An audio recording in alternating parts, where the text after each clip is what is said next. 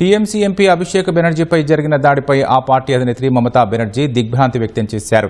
అభిషేక్ భద్రతా ఏర్పాట్లు, ఆసుపత్రిలో చికిత్స జరిగిన తీరుపై ఆమె పలు అనుమానాలు వ్యక్తం చేశారు. అభిషేక్ వైద్య సేవలకు సంబంధించి అనిశ్చితి ఎదుర్కోవడం దారుణమన్నారు. నిజంగా ఆసుపత్రిలో చేరాల్సిన అవసరమే లేకపోతే మొదట ఆయన్ను ఐసీయూకి ఎందుకు తీసుకెళ్లారని ప్రశ్నించారు. దాదాపు 2 గంటల పాటు అబ్జర్వేషన్లో ఎందుకు ఉంచారని, పలు వైద్య పరీక్షలు చేయించుకోవాలని ఎందుకు సూచించారని ఆమెను నిలదీశారు. అభిషేక్ ముఖం, వీపు, ఛాతీ, మెడ భాగాల్లో బలమైన గాయాలైనట్లు వైద్య నివేదికలో తేలిందన్నారు. కీలక సమయంలో ఆయన తలపై హెల్మెట్ పెట్టకపోయి ఉంటే పరిస్థితి ప్రాణాంతకంగా మారేదని మమత అన్నారు.